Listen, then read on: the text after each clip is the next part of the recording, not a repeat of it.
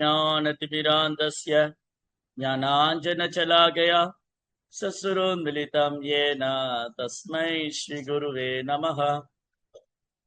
नमो ॐ विष्णुपादाय कृष्णप्रेष्ठाय भूतले श्रीमदे भक्तिवेदान्तस्वामीति नामिने नमस्ते सारस्वती देवे गौरवाणी प्रचारिणे विशेष शून्यवादी भाषा तदेशतारिणे। जय श्री कृष्ण चैतन्य प्रभु नित्यानंद श्री अद्वैत गदाधर श्रीवासदि गौर भक्त वृंद। हरे कृष्णा कृष्णा कृष्णा हरे हरे, हरे राम राम राम हरे हरे। वसति दसन शिखरे तरणी तव लग्ना शशिनि कलंग कलेवनिमग्ना शशिनि कलंग कलेवनिमग्ना केशवतता सुकर रूपा केशवतता सुकर रूपा जय जगदीश हरे, जय जगदीश हरे, जय जगदीश हरे। ஹரே கிருஷ்ணா. பக்தர் எல்லாருக்கும் இனிமையான காலை வணக்கம். இன்றைய பாகவத சத்சங்க வகுப்புல கலந்துட்டு இருக்கிற எல்லா பக்தர்களுக்கும் என்னுடைய பணிவான நமஸ்காரம். அப்ப ஸ்ரீமத் பாகவத்தினுடைய 3ஆம் ஸ்கந்தத்தின் தொடர்ச்சி 13வது அத்தியாயம் பகவான் ஸ்ரீ வராக தேவரின் தோற்றம். அப்போ இங்க என்ன சொல்லியிருக்குன்னா 2 முறை பகவான் வராக அவதாரம் எடுத்திருக்கார். ஸ்வயம்பூ மனுடைய காலத்துல ஒரு வராக மூர்த்தி, சக்ஷுஷ மனுவுடைய காலத்துல ஒரு வராக மூர்த்தி. ஒரு வராக மூர்த்தி ஸ்வேத வராகன் வெள்ளை நிறத்துல தோன்றி இருக்கார். இன்னொரு வராக மூர்த்தி சிகப்பு நிறத்துல தோன்றி. 2 வராக மூர்த்தி. அப்ப அந்த 2 வராக மூர்த்தியோடைய சரித்திரத்தை இங்க சுருக்கமாக மைத்ரேய முனிவர் விதுரர்கிட்ட சொல்றார். பின்னாடி வரக்கூடிய அத்தியாயங்கள்ல வராக அவதாரத்து லீலைகளை இன்னும் விவரமாக சொல்ல இருக்கிறார். அதை நம்ம பார்க்கலாம் பின்னாடி. அப்போ பகவான் இந்த வராக ரூபம் எப்படி இருந்தது? சவஜ்ர கூடாங்க நிபாத 29ஆம் பதத்திலிருந்து 35வது பதம் வரைக்கும் படிச்சோம். 34 வரைக்கும். சவஜ்ர கூடாங்க நிபாத வேக விசி தகுக்ஷிஹி ஸ்தனயன் உதன்வான் உத்ருஷ்ட தீர்கோபி புஜைரிவார்த்தஸ் கக்ரோஷ யக்ஞேஸ்வர பாகிவேதி. எப்படி இருந்தது வராகமூர்த்தி? மாமலை ஒன்று நீரினில் விழுந்தால் போல பகவான் வராகர் நீருக்குள் புகுந்தவுடன் அவரது வேகத்தை தாங்க மாட்டாது கடல் 2ஆக பிளந்தது. வராகமூர்த்தி ஒரு பெரிய பிரம்மாண்டமான இமயமலை மாதிரி இருக்கார். அவர் கர்ப்ப கடலை குதிச்ச போது கர்ப்ப கடல் 2ஆ பிளந்தது. ஒரு பெரிய மலையை தூக்கி கடலுக்கு நடுவுல போட்டா என்ன ஆகும்? ஒரு பெரிய பிரம்மாண்டமான மலை எடுத்து கடலுக்கு நடுவுல தூக்கி போட்டா எப்படி இருக்கு? அந்த மாதிரி வராகமூர்த்தி பிரம்மாண்டமான மலை ரூபத்துல இருக்கார். மலை மாதிரி அவர் உடம்பு பெரிய மலை மாதிரி, இமயமலை மாதிரி. அவர் கர்ப்ப கடலை விழுந்தோடனே அந்த கர்ப்ப கடல் 2ஆ துண்டிச்சுதான். அப்போது பெரிய அலைக்கரங்கள் 2 அந்த கடலில் தோன்றி பகவானிடம் பிரார்த்தனை செய்தது. சமுத்திரராஜன் பகவான்கிட்ட பிரார்த்தனை செய்யற 2 பெரிய கடல் அலை மாதிரி கரங்கள், பிரம்மாண்டமான கரங்கள். அந்த கரங்கள் கூப்பியவாறு சமுத்திரராஜன் பகவான்கிட்ட பிரார்த்தனை செய்றார். ஓ வேள்வியின் நாயகனே, என்னை 2ஆக துண்டித்து விடாதீர்கள், அன்புடன் என்னை காத்தருளுங்கள் என்று கூறியது. வராகர் குதிச்ச வேகத்துல சமுத்திரமே 2ஆ உடைஞ்சது போல இருக்கு, துண்டாகிற மாதிரி. அதனால சமுத்திரராஜ பிரார்த்தனை பண்றாரு, ஐயா என்ன ஒண்ணும் பண்ணிடாதீங்க, நான் உங்க பக்தர் தான். என்ன பகவான் இந்த பூமியில அவதரிக்கிறது பரித்ராணாய சாதுனா விநாசாய சதுஸ்கிருதா சர்வ தர்ம சம்ஸ்தாபனார்த்தாய சம்பவாமி யுகே யுகே. தர்ம சம்ஸ்தாபனார்த்தாய, பக்தி தொண்டை ஸ்தாபனம் செய்யறதுக்காகவே யுகம் தோறும் பகவான் அவதரிக்கிறார். எப்பெல்லாம் மக்கள் பக்தி தொண்டிலிருந்து விலகிடுறாங்களோ, சோ தர்மம்னா நிறைய தர்மம் இருக்கு, ஆனா உயர்ந்த தர்மம் பக்தி தொண்டுதான். சவே பும்சா பரோ தர்மோ ஏதோ பக்தி ரதோக்ஷஜே அகை துகி அப்ரதிகதா ஆத்மா சுப்ரஷீததி. எல்லா தர்மத்திலும் உயர்ந்தது பகவானுக்கு பக்தி தொண்டு செய்யுது, பரோ தர்மம். மற்ற தர்மம் எல்லாமே அந்த இடத்துக்கு வர்றதுக்கு தான். பிராமணர், சத்திரியர், வைஷ்யர், சூத்ரர், பிரம்மச்சாரி, கிரகஸ்தர், குடும்பஸ்தர், வனரப்பிரஸ்தன், இல்லற வாழ்க்கை, ஓய்வு, சந்நியாஸ், யாரா இருந்தாலும், எந்த வர்ணமா இருந்தாலும், எந்த ஆசிரமா இருந்தாலும், ஒருவர் எந்த தர்மத்தை பின்பற்றி கொண்டிருந்தாலும் அது எதற்காக? பகவானை திருப்தி செய்வதற்காக, பகவானை அடைவதற்காக. அதனால பக்தி தொண்டுதான் உயர்ந்த தர்மம். அப்ப எப்பெல்லாம் மக்கள் பக்தி தொண்டிலிருந்து விலகிடுறாங்களோ, அப்போ பக்தி தொண்டை ஸ்தாபனம் செய்யறதுக்காகவே பகவான் அவதரிக்கிறார். தர்ம சம்ஸ்தாபனார்த்தாய சம்பவாமி யுகே யுகே, யுகந்தோறும் வர. அப்புறம் இங்க வரும்போது என்ன பண்றாரு? பக்தர்களோடு அன்பு பரிமாற்றம் செய்யறார், பக்தர்களை காக்குறார், அசுரர்களை தண்டிக்கிறார். பரித்ராணாய சாதுனா பினாச்சாய சதுஷ்கிரு. பக்தர்களை காத்து அசுரர்களை தண்டித்து, ரெண்டுமே கருணை தான். கிருஷ்ணர் ஒருத்தரை தண்டிச்சாலும் கருணை தான், கிருஷ்ணர் ஒருத்தரை கண்டிச்சாலும் கருணை. நல்ல ஆத்மாக்கள் தவறு செய்தால் கிருஷ்ணர் அவரை கண்டிக்கிறார், தீய ஆத்மாக்கள் தவறு செய்தால் கிருஷ்ணர் அவரை வதம் செய்து அவர்களுக்கு அந்த உடல் விடுதலை கொடுக்கிறார். அப்ப 3 விதமான ஆத்மாக்கள் இருக்கார். 3 விதமான ஆத்மா: துராத்மா, ஆத்மா, துராத்மா, மகாத்மா. ஆத்மா, துராத்மா, மகாத்மா. ஆத்மா, நான் இந்த உடல் அல்ல, ஆத்மா என்பதை உணர்ந்து அவரு சில வேத நியமங்களை பின்பற்றும் போது அவர் தவறு செய்யலாம். சில நேரங்கள்ல தேவர்கள் கூட தவறு செய்யறது உண்டு. இந்திரா, சந்திரா, வருணா, புதா, இந்த மாதிரி தேவர்கள் தவறு செய்யும் போது பகவான் என்ன பண்ணுவாரு? அவங்களை திருத்தி ஆட்கொள்வார். தேவர்களும் பக்தர்கள் தான், ஆனா தூய பக்தர்கள் அல்ல, அவங்க பௌதிக ஆசை உள்ள பக்தர்கள். தேவர்களும் பக்தர்கள் தான், ஆனா அவங்களுக்கு பௌதிக ஆசை இருக்கு. அந்த மாதிரி பௌதிக ஆசை என்னது? நான் சொர்க்கத்தை ஆளணும், நான் ரொம்ப பெரிய பதவியில் இருக்கணும், எனக்கு நிறைய புகழ் கிடைக்கணும், பேர் கிடைக்கணும், அப்படிலாம் யார் விரும்புறாங்களோ, பகவானுக்கு பக்தி தொண்டு செய்யும் போது பெயர், புகழ், பதவி, எதிர்பாலுடைய தொடர்பு, கனகா, காமினி, பிரதிஷ்டா, செல்வம், பெண்கள், புகழ், பதவி, இதையெல்லாம் விரும்பும் போது அந்த பக்தருக்கு கிருஷ்ணர் தூய பக்தியை கொடுக்க மாட்டார், அவர் கிருஷ்ண பிரேமம் கிடைக்காது. அப்போ அந்த பக்தியில கலப்படம் இருந்ததுனால அவங்க சொர்க்கலோகத்துக்கு போகலாம், சர்க்கத்துல போய் அங்க இருக்கிற வசதிகளை அனுபவிக்கலாம். அப்போ சொர்க்கத்துல போய் அங்க இருக்கிற வசதிகளை அனுபவிக்கும் போது நான் தேவலோகத்தில் இருக்கேங்கிற கர்வத்தினால சில நேரம் தவறு செய்யறது. இந்திராதி தேவர்கள் கூட சில நேரம் தவறு செய்யறது. அப்ப பகவான் என்ன பண்ணுவாரு? அவர்களை திருத்தி ஆட்கொள்வார், கண்டிச்சு ஆட்கொள்வார். இந்திரன் கூட ஒரு தடவை என்ன பண்ணாரு? இந்த கதை எல்லாருக்கும் தெரியும் இல்லையா? பிருந்தாவனவாசிகள் யாகம் செய்யலன்னு சொல்லி பிருந்தாவனத்தையே தண்ணியில மூழ்கடிச்சிடணும், பிரளய காலத்தில் உள்ள மேகத்தை அளித்தார். சம்பர்த்தகா, ஓ பிருந்தாவனத்தை நீரில் மூழ்கடித்து விடு. ஏன்னா இந்திரனுக்கு கர்வம், நான் தான் மலைக்கு அதிபர். ஆனா பகவான் கோவர்த்தன மலையை கொடையா பிடிச்சு இந்திரனின் கர்வத்தை போக்கினார், இந்திரனுடைய கர்வத்தை போக்கு. அப்ப பக்தர்களை கண்டித்து திரித்து ஆட்கொள்வார், அசுரர்களை தண்டித்து ஆட்கொள்வார். ஏன்னா இந்த அசுரன் என்ன சொன்னாலும் கேட்க மாட்டான், அவன் துர ஆத்மா. அந்த அசுர உடல் இருந்து அந்த ஆன்மாவை விடுவிக்கிறார்.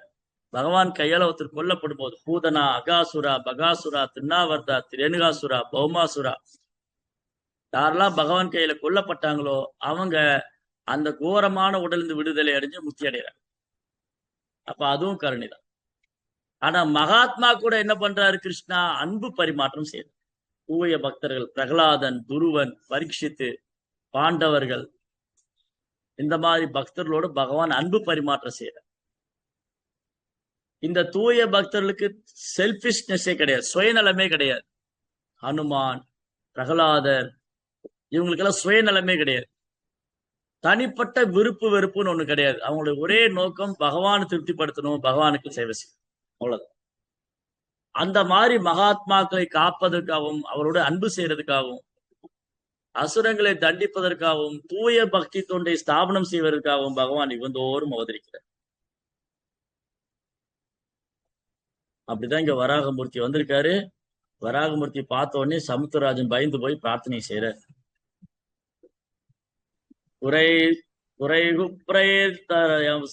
ஆப உத்பாதபாரம் திரிபரூரசாயாம் ததர்ஷகாம் தத்ர சுபஸ்வைரக்ரே யாம் ஜீவதானி ஸ்வயம் அப்யதத்த. பகவான் வராக தேவரின் அம்பு போல கூர்மையாக இருந்த தனது காலடி குழம்புகளினால் அந்த கடலை கிழித்து சென்று ஆழம் காணவே முடியாத அந்த ஆழத்தை சென்றடைந்தார். அடியில் உயிர்வாளிகளின் உறைவிடமான பூமி அன்றுதான் படைக்கப்பட்டது போல அப்படியே இருந்தது. அவர் அதனை தானே தூக்கி கொண்டார். இரண்யாக்ஷ என்ன பண்ணா, பூமியை கொண்டு கர்ப்ப கடலுக்கு அடியில ஒளிச்சு வச்சுட்டான். பூமாதேவிய பகவான் பிரித்து, பகவானுடைய சேவையிலிருந்து பிரித்து அந்த பூமிய கர்ப்ப கடலுக்கு அடியில கொண்டு வச்சுட்டான்.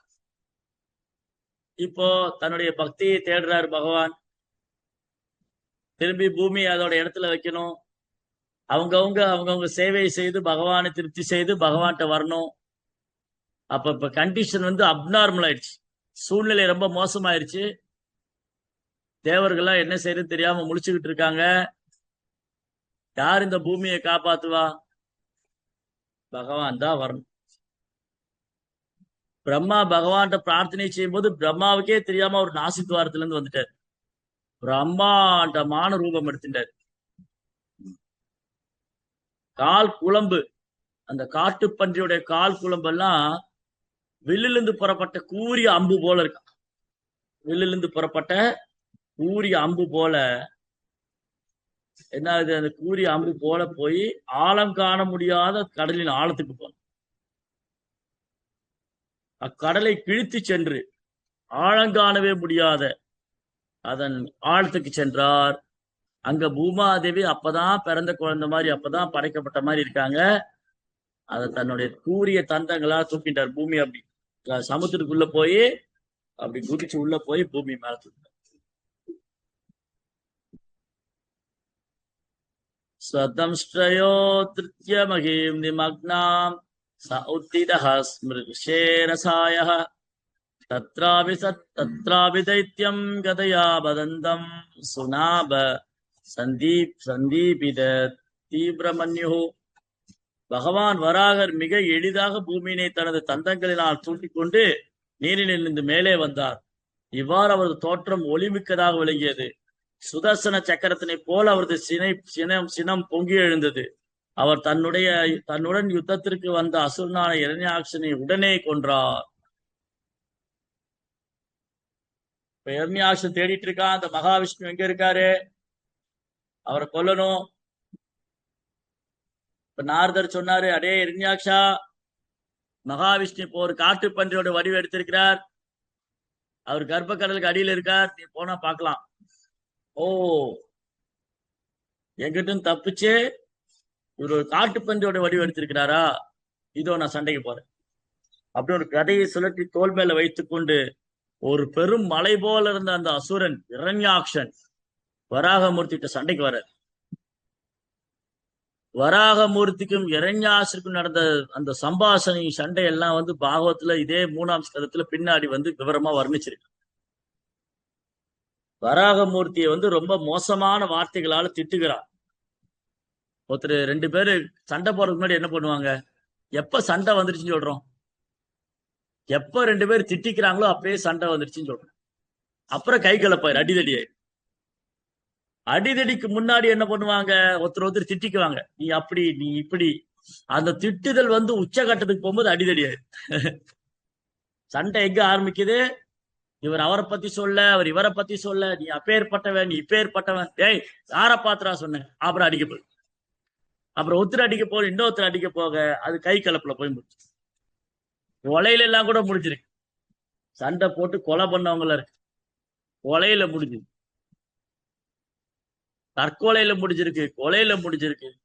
கிடைத்தற்கு அரிதான மனித வாழ்க்கை, அரிது அரிது மானிடராய் பிறத்தல் அரிது, துர்லப மானுஷ ஜென்மம். இந்த மனுஷ வாழ்க்கை ரொம்ப அரிது. ஆனா தேவையே இல்லாத விஷயத்துக்கெல்லாம் சண்டை போடுறாங்க. unnecessarily they are fighting. தேவை பாருங்க, எண்ணெய் கிணறு எல்லாருக்கும் சொந்தம், இயற்கை கொடுத்த பரிசு. அதுக்கப்புறம் நீர் வளங்கள் இயற்கை கொடுத்த பரிசு, காவேரி ஆறு, கங்கா, யமுனா. ஆனா இவங்க என்ன பண்றாங்க? இவங்க பிடிச்சு வச்சுட்டு எனக்கு தான் சொந்தம், நான் தரமாட்டேன். நீ யாரா தர்றதுக்கு, நான் எடுத்துக்குவேன். நீ அங்க அணை கட்டினியா, நான் இங்க அணை கட்டுவேன். எங்க ஊர் தண்ணி உங்க ஊருக்கு வராம பண்ணிடுவேன். அப்புறம் மழை மழை வந்து வெள்ளப்பெருக்கை அணை உடைச்சு ஊரெல்லாம் தண்ணிக்குள்ளும், ஊரெல்லாம் வெள்ளக்காடாய். அப்புறம் திடீர்னு டேம திறந்து விட்டுருவாங்க சொல்லாம. இந்த மாதிரி பொய் அகங்காரத்தினால மனிதர்கள் ஒருவரோடு ஒருவர் பொய் அகங்காரத்தினால சண்டை போட்டு, இந்த பொய் அகங்காரம் என்னது? நான் தான் அப்படிங்கிற பொய் அகங்காரம். நான் என்ன பார்த்து நீ சொல்லிட்டிய, நீ நான் உன்னை சும்மா விட போறதில்ல பாரு, நான் யார் தெரியுமா, என்கிட்டயே வந்து இப்படி பேசுறியா நீ, அப்படிங்கிறதா பொய் அகங்காரம். என்ன பார்த்து நீ சொல்லிட்ட, நீ எனக்கு உனக்கு என்ன தகுதி இருக்கு, நீ யாரு, சண்டைக்கு போயிடும். இப்படி இவர் அவரை பத்தி சொல்ல, அவர் அவரை பத்தி சொல்ல, கடைசியில ரெண்டு பேருக்கு வாக்குவாதம் அதிகமாகி போய் கை கலப்பல. அப்புறம் அடிதடி, போலீஸ் கேஸ், கோர்ட்டு, வெட்டு குத்து. இது எங்க ஸ்டார்ட் ஆச்சு? வார்த்தையில ஸ்டார்ட் ஆச்சு, வார்த்தையில தொடங்குச்சு. அதான் நாக்கு வந்து ரொம்ப கொடூரமான ஒரு ஆயுதம். எலும்பே கிடையாது நாக்குல, நாக்குல எலும்பு இல்லாம பேசுறாங்க. நாக்கு என்ன பண்ணும்? அது ஒரு வார்த்தை சொல்லிட்டா அவ்வளவுதான். ஓ, என்ன பார்த்து சொல்லிட்டாங்க, என்ன பத்தி சொல்லிட்டாங்க, எப்படி சொல்லலாம்? அதனால பேசுறது ரொம்ப கவனமா பேசணும், இல்ல அது சண்டையில போய் முடியும். ஒரு பக்தரை வந்து மௌனமா இருக்கணும். மௌனமா இருக்குன்னா வாயில பிளாஸ்டிக் ஓட்டிட்டு இருக்குன்னு அர்த்தம் இல்லை. மௌனமா இருக்கணும் அப்படி மூடிட்டு இருக்குன்னு அர்த்தம் இல்லை. மௌனமா இருக்கணும்னா கிருஷ்ணரை தவிர நான் வேற எதுவும் பேச மாட்டேன், கிருஷ்ண உணர்வுக்கு சம்மதமான விஷயங்கள் தவிர நான் வேற எதுவும் பேச மாட்டேன், பகவானது நாம ரூப குணாதிசயங்களை தவிர வேற எதையும் பேச மாட்டேன், அதுதான் மௌனம். இவர் என்ன பண்ணுவாரு? சாமிஜி இன்னைக்கு மௌனம் பேசாம இருப்பார், நாளைக்கு பார்த்தா பாக்குறவங்க கூட எல்லாம் சண்டை போட்டிருப்பார். பேசாம இவர் தினமும் மௌன விரதம் இருக்கலாம் போல. இவர் வந்து தினமும் மௌன விரதம் இருக்கலாம். இன்னைக்கு நீ என்ன வேணாலும் பேசிக்கோ, நான் மௌன விரதம் இருக்கேன், நான் அதனால ஒன்னும் பேச போறது இல்ல, நாளைக்கு ஒண்ணு வந்து வட்டி முதலமா வச்சு வாங்கிடுறேன். ஓ, இன்னைக்கு நான் மௌன விரதம் இருக்கேன்னு தெரிஞ்சு என்கிட்ட வம்புக்கு வராங்க, நான் எல்லாத்தையும் நோட் பண்ணி வச்சுக்குவேன், நாளைக்கு பாருங்க நான் என்ன செய்யறேன். 2 மடங்கு பேசும். அதல்ல உண்மையான மௌன விரதம். உண்மையான மௌன விரதம் என்றால், உண்மையான மௌனம் என்றால் பகவானை தவிர வேற எதுவும் பேசக்கூடாது, பக்தி தொண்டை தவிர வேற எதுவும் பேசக்கூடாது, பகவானது பக்தர்களின் தெய்வீகமான குணத்தை தவிர வேற எதுவும் பேசக்கூடாது. வேற ஏதாவது பேசணும் சண்டையில தான் முடியும். எப்ப நம்ம வந்து கிருஷ்ண உணர்வை தவிர்த்துட்டு மற்ற விஷயங்களை பேசுறோமோ அது சண்டையில முடியும். அதனாலதான் ஒரு பக்தர் எப்பவுமே கிருஷ்ண உணர்வுலயே இருக்கு. கிருஷ்ணரை தவிர வேற எதையும் பார்க்காதே, கண்ணை பொத்திக்கணும். கிருஷ்ணரை தவிர வேற எதுவும் கேட்காதே, காதை பொத்திக்கணும். கிருஷ்ணரை தவிர வேற எதுவும் பேசாதே, வாயை பொத்திக்கணும். 3 குரங்கு இருக்கு இல்லையா? ஒரு குரங்கு கண்ணை மூடிட்டு இருக்கு, ஒரு குரங்கு காதை மூடிட்டு இருக்கு, ஒரு குரங்கு வாயை மூடிட்டு இருக்கு. அப்ப என்ன அர்த்தம்? கண்களை கொண்டு பார்க்கலாம், ஆனா கிருஷ்ணரை தவிர வேற எதுவும் பார்க்க கூடாது. கிருஷ்ண உணர்வுக்கு சம்பந்தம் இல்லாத விஷயங்கள் பார்க்க கண் பார்வை போகக்கூடாது. காது ரெண்டு ஓட்டை இருக்கு, ரெண்டு காது இருக்கு. வாய் ஒண்ணுதான் கொடுத்திருக்கிறாரு கிருஷ்ணர், காதுதான் நிறைய கொடுத்திருக்கு, ரெண்டு கொடுத்திருக்காரு. கிருஷ்ணர் என்ன பண்ணிருக்காரு? வாய் ஒண்ணுதான் கொடுத்திருக்காரு, காது ரெண்டு. அப்ப என்ன அர்த்தம்? பேசுறது குறைக்கணும், கேட்கறது அதிகமா கேட்கணும். ரெண்டு காது ஏன் கிருஷ்ணா கொடுத்திருக்காரு? நிறைய கேட்கணும், கிருஷ்ணரை பத்தி கேட்கணும். வாய் ஏன் ஒன்னே ஒண்ணு கொடுத்திருக்காரு? அளவா பேசணும், குறைவா பேசணும், கிருஷ்ணரை பத்தி மட்டும் பேசணும். கண்ணு ஏன் ரெண்டு கொடுத்திருக்காரு? பகவானுடைய விக்கிரகங்களை தரிசனம் செய்வதற்காக. நாசி மூக்கு ஏன் ரெண்டு ஓல் இருக்கு? அது விஷ்ணுவுக்கு நிவேதனம் செய்த மலர்களை நுகர்வதற்காக. ஆனா வாய் மட்டும் ஒண்ணுதான் இருக்கு. நம்ம என்ன பண்ணுவோம்? அந்த ஒரு வாயவே காது வரைக்கும் இழுத்து வச்சு அந்த ஒரு வாயவே காது வரைக்கும் இழுத்து வச்சு காது கிளியர் அளவுக்கு பேச. இது எல்லாம் கண்ட்ரோல் பண்ணும். வாச்சோ வேகம், மனசக்ரோதோ வேகம், ஜிகுவா வேகம், உத்தர உபஸ்த வேகம், ஏதான் வேகாஞ்சோ விஷதேதீர சர்வாமதிம் பிரதிவிம்ச சிஷ்யா. யார் இந்த உலகத்துக்கே குருவாயிரலாம், ஜெகத்குரு. இந்த உலகத்துக்கே ஒருத்தர் குருவாயிரலாமா? எப்போ? வார்த்தையினால வரக்கூடிய உந்துதல், மனதினால் எழக்கூடிய உந்துதல், புலன்களால் எழக்கூடிய உந்துதல், ஆஸ்வவேகம், மனசக்ரோதம், ஜிகுவா, உத்தர உபஸ்த.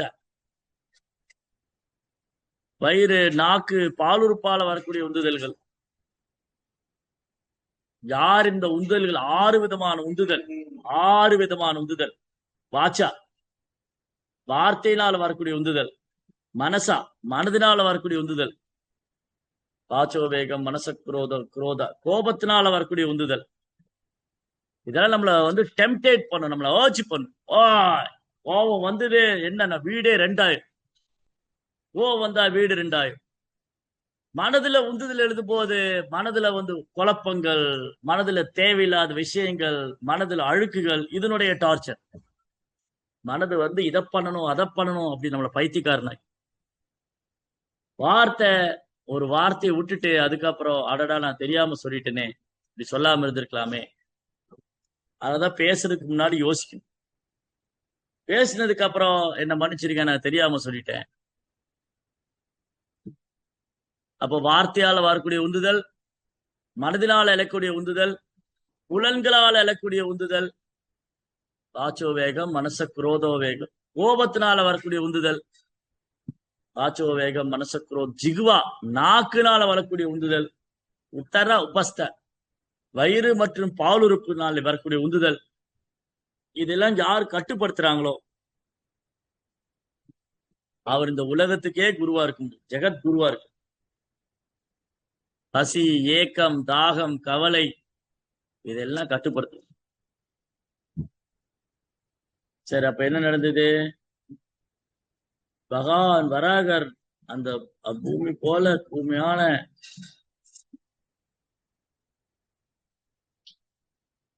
பகவான் வராகதேவர் அம்பு போல கூர்மையான இருந்த தனது காலடி குழம்புகளால் அந்த கடலை கிழித்து சென்று ஆழங்காண முடியாத அதன் ஆழத்தை சென்றடைந்தார். அடியில் உயிர்வாளிகள் உறைவிடமான பூமி அன்றுதான் படைக்கப்பட்டது போல அப்படியே இருந்தது. அவர் அதனை தானே தூக்கி சென்றார். அதனால இங்க என்னன்னா, ஒருத்தர் மகாத்மா ஆவதற்கு முயற்சி செய்ய வேண்டும். ஆத்மாவின் தளத்திலிருந்து மகாத்மாங்கிற தளத்துக்கு உயரும். அப்ப மகாத்மாவுடைய அறிகுறி என்னது? யார் மகாத்மா? சததம் கீர்த்தயந்தோ மாம் எதந்தா நமஸ்யந்தஸ்ய மாம் பக்தியா நித்தியோ பாசுதே. எப்போதும் கிருஷ்ணருடைய புகழ் பாடிட்டு இருப்பார். சததம் கீர்த்தயந்தோ மாம். பகவான் கிருஷ்ணர் பகவத்கீதையில சொல்றார், சததம் கீர்த்தயந்தோ மாம். சைதன்ய மகாபிரபு சிஷ்டாஷ்டகம் சொல்றார், கீர்த்தனீய சதாஹரி. எப்போதும் ஹரிநாமத்தை பாடுங்கன்னு சைத்தன்ய மகாபிரபு சிஷ்டாஷ்டகத்துல சொல்றார். பகவான் பகவத்கீதையில சொல்றார். ஆண்டாள் நாச்சியார் சொல்ற, வாயினால் பாடி மனதினால் சிந்திக்க போய விளையும் புகுதர்வான் இந்தனமும் தீனால் தூசாகும் செப்பேலோர் என்பார். வாயெடுத்து பகவானுடைய புகழ் பாடணும். பையத்து இலும் பரம நடிப்பாடி பகவானுடைய திருவடிகளுடைய நாமத்தை கீர்த்தனம் செய்ய வேண்டும். பகவானது நாம சங்கீர்த்தனம் செய்ய வேண்டும். அப்போ ஒரே விஷயத்த ஒரு பக்கம் ஆண்டாள் நாச்சியார் சொல்றாங்க, இன்னொரு பக்கம் சைத்தன்ய மகாபிரபு, இன்னொரு பக்கம் பகவான் கிருஷ்ணர், எல்லாரும்.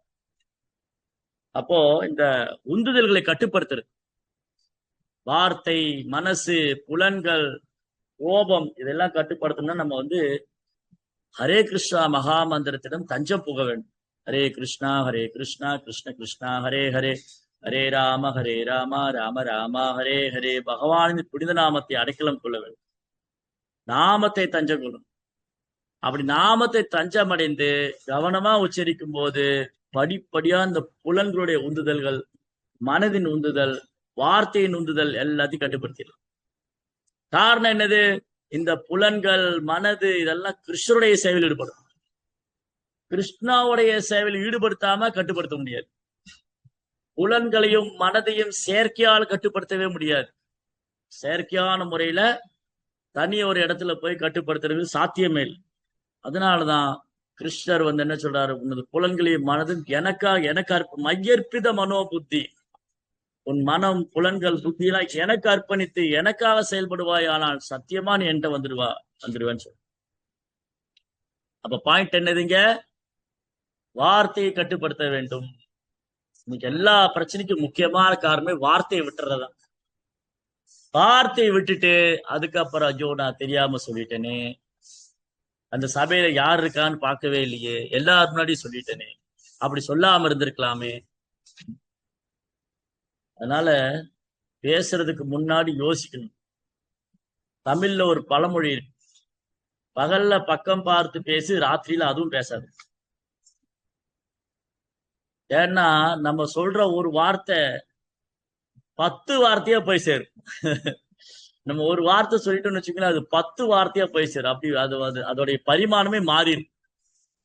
நம்ம யார்கிட்டயா ஒருத்தரை பத்தி, ஒரு பக்தரை பத்தி ஒரு பக்தர்கிட்ட நம்ம சொன்னோம்னா அது ஒரு பக்தர் காதுக்கு போய் அது கடைசியில வேற பரிமாணத்துல போயிடும்.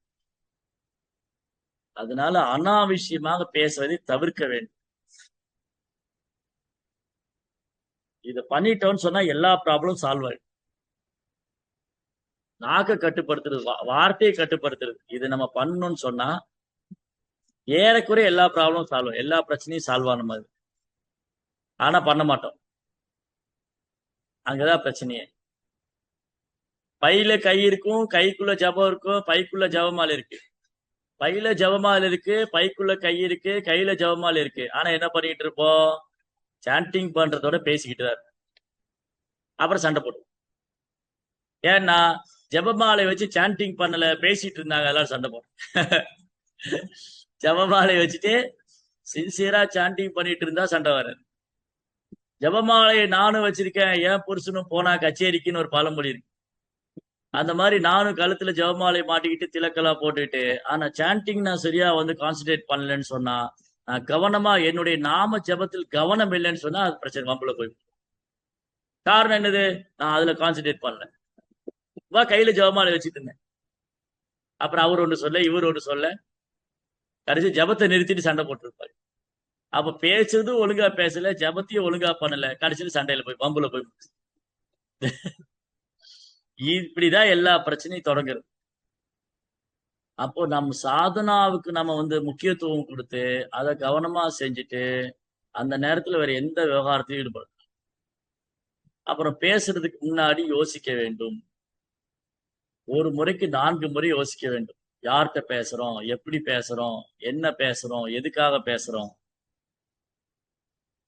பேசுவதுக்கு முன்னாக யார்கிட்ட பேசுறோம், எதற்கு பேசுறோம், எப்படி பேசுறோம், ரொம்ப ரொம்ப அவசியம். இல்ல ஏனோ தானும் பேசினா கடைசியில வம்புல போய். அதனால பேசுவதற்கு முன் யோசி. பேசுறதுக்கு முன்னாடி யோசித்து பேச வேண்டும், சிந்தித்து பேச வேண்டும், சீராக பேச வேண்டும், கவனமாக பேச வேண்டும், யாரிடம் பேச வேண்டும் என்று தெரிந்து கொள்ள வேண்டும். எதற்காக பேசுகிறோம் என்று தெரிந்து கொள்ள வேண்டும். அந்த பேச்சினுடைய நோக்கம் என்ன? இது கிருஷ்ணரோடு சம்பந்தப்பட்டிருக்கா? நான் பேசக்கூடிய விஷயங்கள், இப்ப 2 பக்தர் பேசுறாரு, சாண்டிங் பண்ணும்போது பேசுறாங்கன்னு வச்சுக்கோங்க. சாண்டிங் பண்ணும்போது பேசுறாங்க. அப்போ இந்த 2 பக்தர் பேசுறது, சாண்டிங் பண்ணும்போது பேசுறாங்கன்னா, அது சாண்டிங்க்கு பிரயோஜனமா? அந்த நாம ஜபத்துக்கு சாதகமா அமைதா, பாதகமா அமைதா? அந்த கேள்வி கேட்டோம்னா அங்க பேச மாட்டோம். சாண்டிங் பண்ணிட்டு இருக்கும், ஜபம் பண்ணும்போது, நாம ஜபித்துக் கொண்டிருக்கும் போது 2 பக்தர்கள் பேசி கொண்டிருக்கிறார்கள் சொன்னா அவங்களுக்குள்ள ஒரு கேள்வி வரணும். இப்ப நம்ம 2 பேரும் பேசுறோமே, இது உங்க சாண்டிங் யூஸ்ஃபுல்லா இருக்கா, ஏன் சாண்டிங் யூஸ்ஃபுல்லா இருக்கா? 2 பேருக்குமே யூஸ்ஃபுல் இல்ல. அப்ப ஏன் இப்ப பேசணும்? அவ பேச நிறுத்திட்டு சாண்டிங் பண்ணும். சரி, சாண்டிங் முடிச்சாச்சு, பேசுறமே, அது கிருஷ்ண உணர்வுக்கு சம்பந்தமானதா இருக்கா? சரி பிரபு, நாங்க 16 மாலை ஜெபம் பண்ணிட்டோம், 2 பேரும் கொஞ்ச நேரம் பேசிட்டு இருக்கோம். சரி, என்ன பேசுனீங்க? நீங்க பேசுனது கிருஷ்ண உணர்வுக்கு அடித்தளமா அமைஞ்சுதா? நீங்க பேசுனீங்க, அவர் கேட்டாரு, அவருக்கு ஏதாவது கிருஷ்ண உணர்வுக்கு பிரயோஜனமா இருந்ததா? இல்ல அவர் பேசினாரு, நீங்க கேட்டீங்களே, உங்களுடைய கிருஷ்ண உணர்வுக்கு ஏதாவது ஆன்மீக வாழ்க்கைக்கு ஏதாவது பிரயோஜனமா இருந்ததா? இல்ல. அப்ப ஏன் பேசுறீங்க? அப்போ என்ன பேச வேண்டும்? நாம் பாகவதத்தில் என்ன படித்தோம், என்ன நான் பாகவதத்துல என்ன படிச்சோம், என்ன கிளாஸ் கேட்டோம், புரோபார் புத்தகத்துல என்ன படிச்சோம், இதைத்தான் நாம் பேச வேண்டும். இதை தவிர வேற ஏதாவது பேசணும், அது வம்பு சண்டையில தான் போய். அதனால பேசக்கூடிய பக்தர்கள் யாருமே பேசாம இருக்க முடியாது. பேசாம இருக்க முடியுதா? முடியவே முடியாது. பேசிக்கிட்டே இருக்கிறோம். ஆனா அந்த பேச்சு பிரயோஜனமானதா அப்படிதான் கேள்வி. இப்ப கூட பேசிட்டு இருக்கோம், இது ஏதாவது வகையில் பிரயோஜனமா இருந்தா சரி, இல்லாட்டி பிரயோஜனம் இல்லை.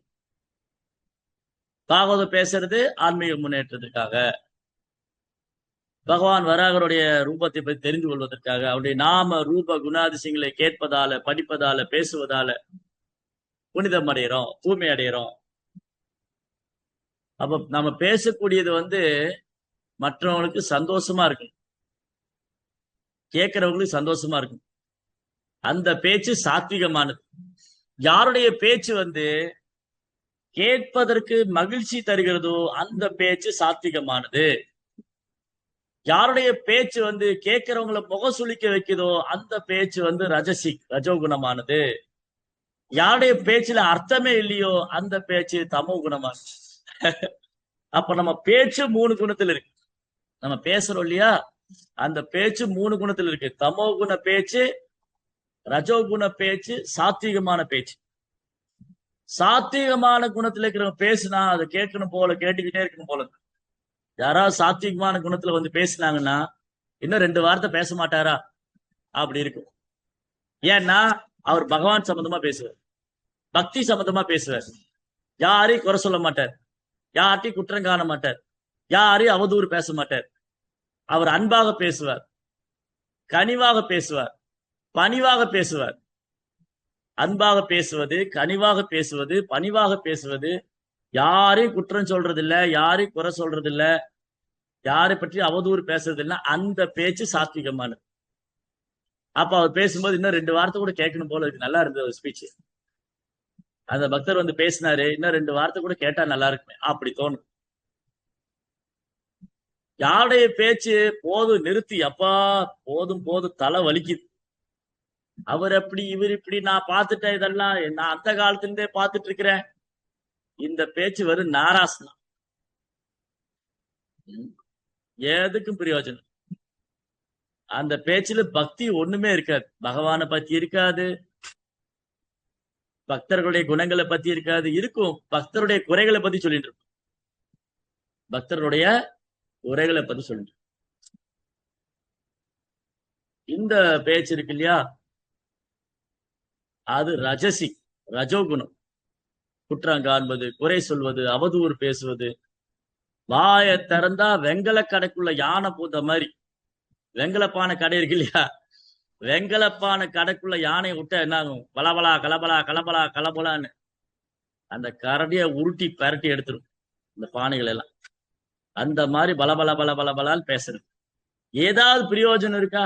ஒரு பிரயோஜனம், கேட்டவருக்கும் பிரயோஜனம் இல்லை, பேசினவருக்கும் பிரயோஜனம். இப்ப தமோ குண பேச்சு இப்படிதான். தமோ குண பேச்சுனால எந்த பிரயோஜனம் இல்லை, அர்த்தமே இல்லாம பேசிக்கிட்டு. ஆமா, இப்ப எதுக்கு இதெல்லாம் பேசுறீங்க? ஏதோ பேசணும்னு தோணுச்சு பேசுனீங்க. பேசுனவருக்கு பிரயோஜனம் இல்லை, கேட்டவருக்கு பிரயோஜனம். அப்ப நம்மளுடைய பேச்சு எப்படி இருக்கணும்? பகவானோடு சம்பந்தப்பட்டிருக்க வேண்டும். அதுதான் ஆத்மாவுக்கு சந்தோஷம் கொடுக்கும். ஏ ஆத்மா சுப்ரசீததி. நம்ம யார பத்தி பேசினா ஆத்மாவுக்கு சந்தோஷம்? பகவானை பத்தி பேசணும். பகவானது தெய்வீகமான குணங்கள், பக்தர்களின் தெய்வீகமான குணங்கள், இதை பற்றி பேசினால் அல்ல அது ஆத்மாவுக்கு பூர்ணமான சந்தோஷம் கிடைக்காது. அதனால பேச்சை கட்டுப்படுத்தணும்னு சொன்னா கிருஷ்ணரை பத்தி மட்டுமே பேசணும். 4 பக்தர்கள் சேர்ந்துட்டா கிருஷ்ணரை பத்தி மட்டும் பேசணும். அது பாருங்க, நீங்கெல்லாம் உடனே ஆரம்பிச்சிருவாங்க. நீங்கெல்லாம் என்னங்க பெரிய பக்தர்கள், தூய பக்தர்கள், அப்படியே புகழ்றது மாதிரி இகழ்றது. என்ன சொல்லுவாங்க? நீங்கெல்லாம் என்னங்க, நீங்கெல்லாம் பெரிய ஆளுங்க, அப்படிதான் ஆரம்பிப்பாங்க. அப்ப என்ன அர்த்தம்? தேவையில்லாத பேச்ச ஆரம்பிச்சிட்டாருன்னு. அவர் தேவையில்லாத பேச்ச ஆரம்பிச்சிட்டார். உங்களை மாதிரி தூய பக்தி பண்ண முடியுமா? உங்களை மாதிரி சேவை பண்ண முடியும், பண்ணுங்களேன், யாரும் வேண்டாம்னா இல்லையா? அத சொல்றது unnecessary, unwanted talk, unnecessary talk, தேவையே இல்லாத பேச்சு. தேவையில்லாத பேச்சை சட்டர் போட்டோம்னா, க்ளோஸ் பண்ணிட்டோம்னா, ஆல் ப்ராப்ளம் க்ளோஸ், எல்லா பிரச்சனையும் தீர்ந்து. தேவையில்லாத பேச்சு இதை நிறுத்திட்டோன்னு சொன்னா எல்லா பிரச்சனையும் தீர்ந்தது. சரி சுவாமி, அதை எப்படி நிறுத்துறது? நான் தான் பழகிட்டேனே, என்னால பேசாம இருக்க முடியாது, நான் தான் பேசி பேசி பழகிட்டேனே. அப்ப கிருஷ்ணரை பத்தி பேசுங்க, பாகவதம் பேசுங்க, பகவத்கீதை பேசுங்க, ராமாயணம் பேசுங்க, சைத்தன்ய சரிதாமிர்தம் பேசுங்க, வராகரி லீலை பேசுங்க. எவ்வளவு இருக்கு? 1000 டாபிக் இருக்கு, 1000 டாபிக் இருக்கு.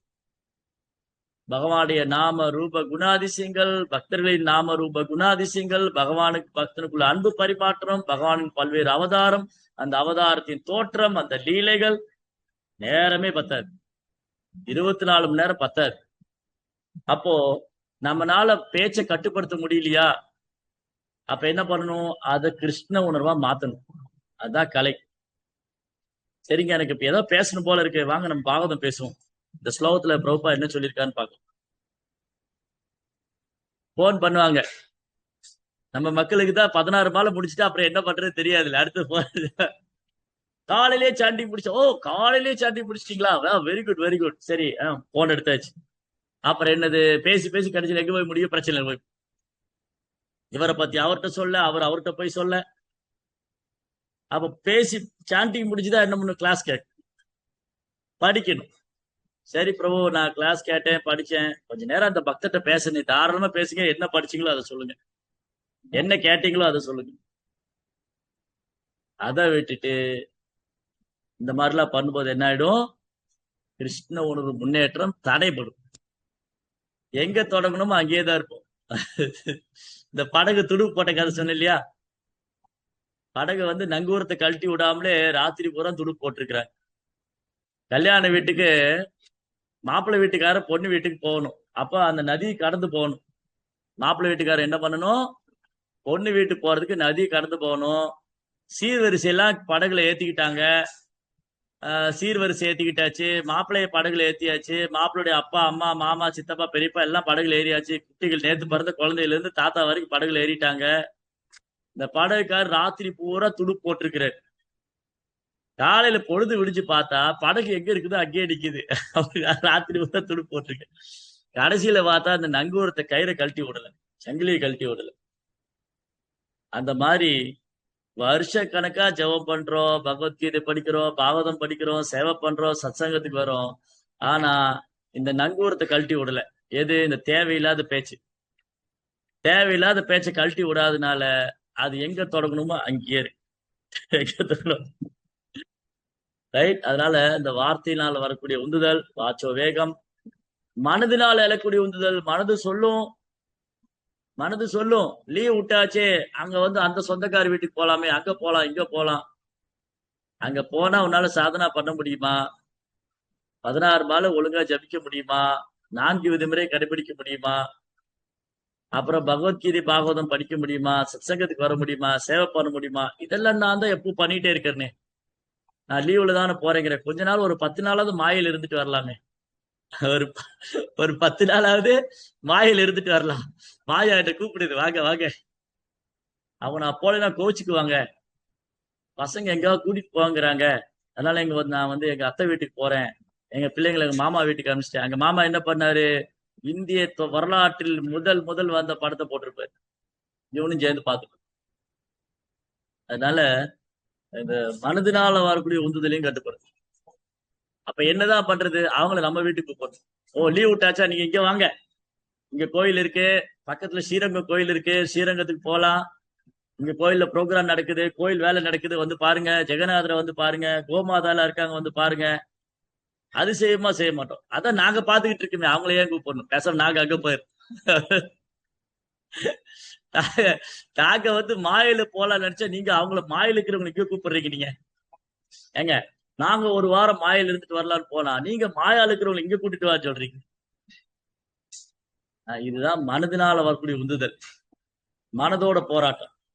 முதல்ல வார்த்தையோட போராட்டம், அதுக்கப்புறம் மனதோட போராட்டம், அப்புறம் புலன்களோட போராட்டம். இப்படி வாழ்க்கையே போராட்டத்துலதான் இருக்கு. நம்ம போர்க்களத்துலதான் இருக்கோம். இந்த ஜட உலகமே ஒரு போர்க்களம். இந்த ஜட உலகங்கிறது ஒரு போர்க்களம். இந்த போர்க்களத்துல நம்ம போராடிக்கிட்டு இருக்கோம். மனதோட, புலன்களோட, வார்த்தையால. போராட்டமே போராட்டம். அப்புறம் எப்படி நம்மளை காப்பாத்திக்கிறது? ஹரே கிருஷ்ணா ஹரே கிருஷ்ணா கிருஷ்ண கிருஷ்ணா ஹரே ஹரே, ஹரே ராம ராம ராம ஹரே ஹரே. இதுதான் ஆயுதம். நீங்க பாருங்க, இந்தியாவோட எல்லையில அந்த பக்கம் சீனாவோட எல்லையில ஆர்மிக்காரங்க கன்னை வச்சிருப்பாங்க. மழையானாலும் வெயிலானாலும் குளிரானாலும் அவங்க அந்த எல்லையை பாதுகாக்கிறதுல உறுதியா இருக்காங்க. அந்த பக்கம் சீனா பார்டர், இந்த பக்கம் பாகிஸ்தான் பார்டர், இந்த பக்கம் பங்களாதேஷ் பார்டர், கீழே வந்தா லங்கா பார்டர். 4 பக்கம் தீவிரவாதிகள் வருவாங்க. இந்த பக்கம் விட்டா பங்களாதேஷ்ல தீவிரவாதி உள்ள வந்துருவான். அந்த பக்கம் அசந்து போனா பாகிஸ்தானுக்குள்ள தீவிரவாதி வந்துருவான். மேல அசந்து போனா சீனால இருந்து வருவான். கீழே அசந்தா லங்கையில இருந்து 4 பக்கம் ரவுண்டு கட்டி. அப்ப இந்திய ராணுவம் என்ன பண்ணுது? 4 பக்கம் அலர்ட்டா கண்ணை வச்சு நிக்கிறாங்க. ஆபரேஷன் சிந்தூர் அடிச்சு தூக்குனாங்க தீவிரவாதிகளை. எப்படி முடிஞ்சது? அலர்ட்டா இருக்காங்க எப்பவுமே. எனி டைம் இந்த தீவிரவாதி வருவான், என்ன நேரத்துல வேணாலும் தீவிரவாதி உள்ள வருவான்னு அவங்க மழையில வெயில்ல குளிர்ல அதெல்லாம் பொருட்படுத்தாம அங்க இருந்து தப வாழ்க்கை வாழ் கண்ணோடு இருக்காங்க. கொஞ்ச நேரம் கண்ணை கீழே வச்சு அந்த பக்கம் அசந்தா அடிச்சிருவான், டபார்னு அடிச்சிருவான். அதே மாதிரிதான் மாயா வந்து 4 பக்கம் அடிக்கும். எப்படி வந்து தீவிரவாதிகள் 4 பக்கத்துல இருந்து வருவாங்களோ அந்த மாதிரி மாயாவும் 4 பக்கத்துல இருந்து வரும். புலன்களால உந்துதல் பண்ணும், மனதால உந்துதல் பண்ணும், வார்த்தையினால உந்துதல் பண்ணும். இதுக்கு எதிராக வந்து கன் இருக்கணும் கையில. ஜபமாலை பேக் எப்போ ஹரே கிருஷ்ணா ஹரே கிருஷ்ணா கிருஷ்ண கிருஷ்ணா ஹரே ஹரே, ஹரே ராம ராம ராம ஹரே ஹரே. இந்த தீவிரவாதிகளை எதிர்க்கிறதுக்கு ஒரே ஆயுதம் ஹரே கிருஷ்ணா மகாமந்திரம் தான். சரி, தனியா போய் எதுக்க முடியுமா? முடியாது. ஆர்மின்னு ஒரு பெரிய படை இருக்கு இல்லையா? எல்லையில வந்து சார் நான் பெரிய வீரன், நான் தனியா போய் பாகிஸ்தான்ல பார்டர்ல போய் தனியா போய் எல்லாரையும் வீழ்த்திட்டு வந்துருவேன். நோ, முடியாது. இல்ல நான் பெரிய மாவீரன், நான் அந்த பக்கம் சீனா பார்டர்ல போய் அந்த காஷ்மீர்ல போய் அங்க நான் வந்து பாதுகாப்பா இருப்பேன், யாரும் தேவையில்லை. நோ, தனியா போனா தீவிரவாதிட்டு மாட்டிக்கும். அதனால என்ன பண்றது? ஒரு ஆர்மி இருக்கு. ஆர்மி அதுல இப்ப எக்கச்சக்கமான வீரர்கள் இருக்காங்க. கமாண்டர் இருக்காரு. கமாண்டர் சொல்றாரு, நீங்கெல்லாம் இங்க வரிசையா இருங்க, நீங்கெல்லாம் அந்த பக்கம் போயிருங்க, நீங்க அப்படி இருங்க, எல்லாம் ஆர்டர். கமாண்டரோட வேலை என்னது? கமாண்டர் வந்து பயிற்சி கொடுக்கிறாரு, வழி நடத்துறாரு. எல்லாம் ஒரு குழுவா இருந்து, ஒரு குரூப்பா இருந்து என்ன பண்றாங்க? தீவிரவாதிக்கு எதிராக போர் தொடுக்கிறாங்க. அதே மாதிரிதான் இந்த மாயைங்கிற உலகத்துல, இந்த மாயாவுடைய போர்க்களத்துல, மாயைங்கிற உலகத்துல நம்ம எல்லாம் தீவிரவாதிகள்கிட்ட மாட்டிட்டு இருக்கோம். யார் அந்த தீவிரவாதிங்க? நம்ம கூடயே இருக்காங்க. நாக்கு, புலன்கள், மனது. ஓ, இந்த தீவிரவாதி நான் எப்படி எதிர்ப்பேன்? இவனை எதிர்க்க முடியாது, இவனை அடிமையாக்கி விடு. நீ அவனுக்கு அடிமையா இருக்க இப்போ. ஏ ஜீவாத்மாவே, நீ நாக்குக்கும் மனதுக்கும் புலன்களுக்கும் வார்த்தைக்கும் அடிமையா இருக்க. நீ என்ன பண்ணணும்? அவனை உனக்கு அடிமையாக்கு.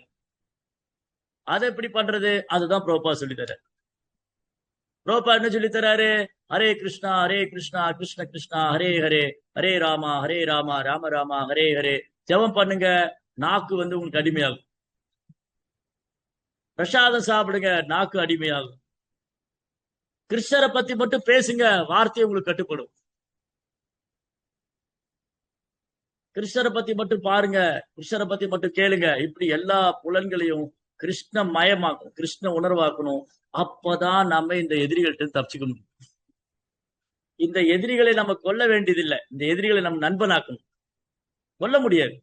நம்மளால மனதை கொல்ல முடியுமா? புலன்களை கொல்ல முடியுமா? முடியாது.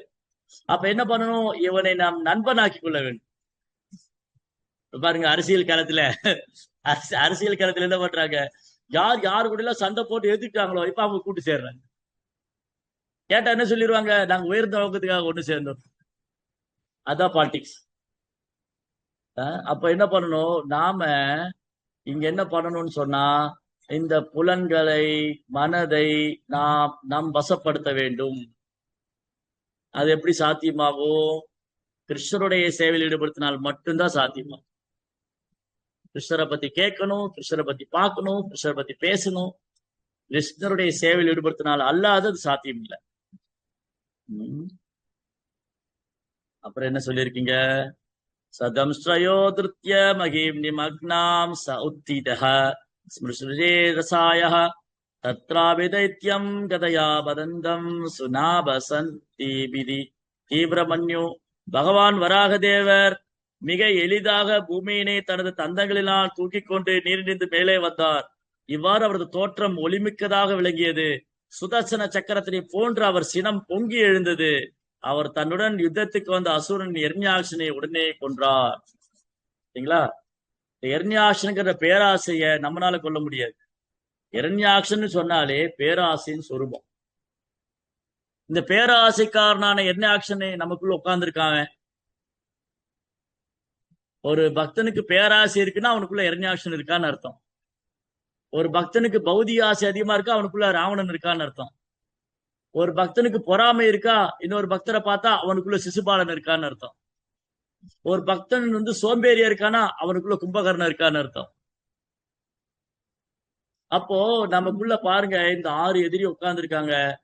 அவங்க அடிக்கடி வெளில வந்து அவங்க சுபாவத்தை காமிக்கிறாங்க. அவ பேராசை என்ற சுபாவம் இரண்யாக்ஷன். அவனை நாம் சொந்த முயற்சினால் வெல்ல முடியாது, வராகமூர்த்தி தான் வதம் செய்யும். அன்னைக்கு அந்த இரண்யாக்ஷனை வராகமூர்த்தி சண்டை போட்டு வதம் பண்ணாரு. இன்னைக்கு அந்த பேராசை என்ற இரண்யாக்ஷன் இதயத்துக்குள்ள உட்கார்ந்து. மனம் பரம் காரணம். இந்த பேராசை எங்க இருக்கு? மனதுக்குள்ள இருக்கு. மனதை கட்டுப்படுத்தணுமே. ஹரே கிருஷ்ணா கிருஷ்ண கிருஷ்ணா ஹரே ஹரே, ஹரே ராமா ராம ராமா ஹரே ஹரே. அந்த வராக தேவர் இந்த நாமத்தில் இருக்கார். நாம் அகாரி பகுதா நிஜ சர்வசக்தி. பகவானுடைய எல்லா சக்தியும் ஹரிநாமத்தில் வச்சிருக்கார். அப்ப ஹரே கிருஷ்ணா மந்திரம் உச்சரிக்கிறது மூலமா பேராசை என்ற அரக்கனை நாம் வென்று விடலாம். ஜகானருத்தானம் அசைய விக்ரமம் சலீலயோபம் சகராதிமாம்பசி தத்ரக்தமங்காங்கி கண்டதுண்டோ யதா கஜேந்திரோ ஜெகதீம் விபிந்தன். சிங்கம் ஒன்று யானையினை கொன்றது போல பகவான் வராகர் நீரினுள் வைத்தே அந்த அசுரனை கொன்றார். அவரது நாவிலும் கன்னங்களிலும் ரத்த கரை படிந்திருந்தன. அவரது இந்த கோலம் செம்மண் நிலத்தினை தோண்டிய யானை சிவந்து காணப்பட்டது போல இருந்தது. பாருங்க, வராகருடைய ரூபத்தை வர்ணிக்கிறார்.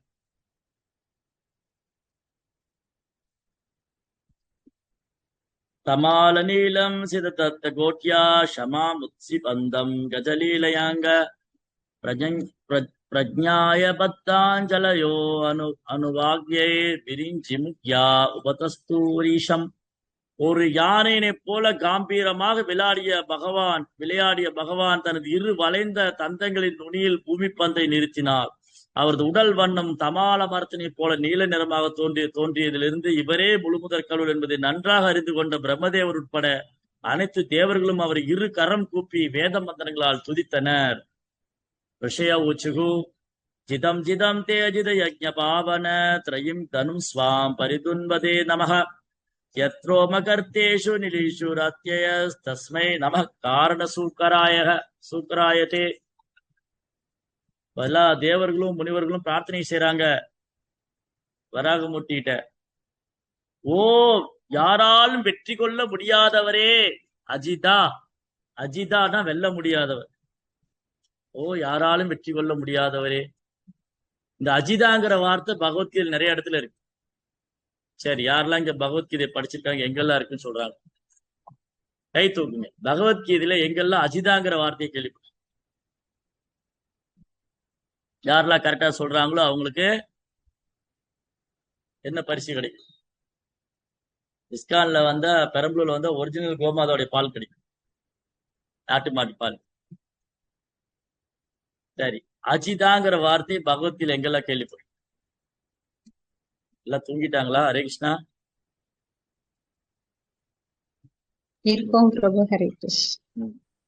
பகவத்கீதையில் பகவான் எங்கெல்லாம் அஜிதா என்ற வார்த்தையை பயன்படுத்தியிருக்கிறார்? பிரபு, அந்த வேர்டோட மீனிங் என்னன்னு சொல்லுங்க. அஜிதான்னா வெல்ல முடியாதவர். அஜிதா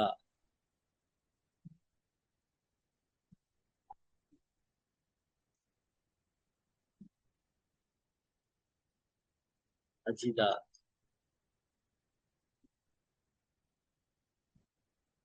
யாராலும் வெல்ல முடியாது. சோ பகவானை யாராலும் வெல்ல முடியாது. விஸ்வரூபத்துல பகவானை யாராலும் வெல்ல முடியாது. பாகவதத்துல நிறைய இடத்துல இருக்கு அஜிதாங்கிற வார்த்தை. பகவத்கீதை 1-2 இடத்துலதான். பகவத்கீதை அஜோங்கிற வார்த்தை தான் நிறைய இடத்துல இருக்கு. அஜா, அஜானா பிறப்பற்றவர். நிறைய இடத்துல கிருஷ்ணா அஜாங்கிற வார்த்தையை பயன்படுத்தியிருக்காரு. ஆத்மா பத்தி சொல்லும்போது அஜோ நித்திய சாஸ்வதோயம் புராணோ, ஆத்மா பெறப்பட்டது. பகவானும் பெறப்பட்டவர். அஜோபிஷன் அவ்யய ஆத்மா. ஜீவாத்மா பெறப்பட்டது, பகவானும் பெறப்பட்டவர். அப்புறம் பகவான் யாராலும் வெல்ல முடியாதவர். அந்த வெல்ல முடியாத பகவானை பக்தர்கள் பக்தியினால் வென்று விடுகிறார்கள். பக்தியினால வென்று விடுகிறார்கள். ஓ யாராலும் வெற்றி கொள்ள முடியாதவரே, வேள்வியின் நாயகனே, யக்ஞேஸ்வரா. பகவான் தான் எல்லா யாகத்தின் அனுபவிப்பாளர். போக்தாரம் யக்ஞதபசாம் சர்வலோக மகேஸ்வரம். எல்லா யாகங்களின் அனுபவிப்பாளர் அவர் தான், வேள்வியின் நாயகன். அதுக்கப்புறம் என்ன சொன்னாங்க? அனைத்து வெற்றியும் அனைத்து புகழும் உங்களுக்கே. எல்லா புகழும் ஹரி குரு வைஷ்ணவர். வேதங்களின் வடிவம் நீங்களே. வேதங்கள் பகவான் இருந்தா தோன்றும். உமது மயிர்கால்களின் அடியிலே அனைத்து கடல்களும் சங்கமிக்கின்றன. ஒரு குறிப்பிட்ட காரணத்துக்காக, பூமியை காப்பதற்காக நீங்க இப்பொழுது வராக அவதாரம் எடுத்திருக்கின்றீர்கள். பரித்ராணாய சாதுனாம். இப்படி அந்த முனிவர்கள், ரிஷிகள், தேவர்கள்லாம் பிரார்த்தனை செய்யறாங்க. பகவான் வராக அவதாரம் பண்ணி அந்த பூமாதேவி மேல கொண்டு அதோட இடத்துல வச்சார். அப்நார்மல் கண்டிஷன்ல இருந்து நார்மல் கண்டிஷன் கொண்டு. அதனால இங்க முக்கியமான பாயிண்ட் இதுதான். பகவானது நாம ரூப குணாதிசயங்களை கேட்டால் அல்லாது செவிப்புலன் தூய்மை அடையாது. பகவானது நாம ரூப குணாதிசயங்களை பாடினால் அல்லாது வார்த்தை சுத்தமாகாது. பகவானது நாம ரூப குணாதிசயங்களை பார்க்காம கண்ணு சுத்தமாகாது. நினைக்காத மனம் சுத்தமாகாது. அப்ப மனம் புலன்கள்லாம் சுத்தமாகணும்னு சொன்னா இதைத்தான் நாம் செய்ய வேண்டும். பகவானது நாம ரூப குணாதிசயங்களை பாட வேண்டும், கேட்க வேண்டும். ஹரே கிருஷ்ணா. கிரந்தா ஸ்ரீமத் பாகவதம் கி ஜெய். ஸ்ரீல பிரபுபாத் கி ஜெய். ஓகே.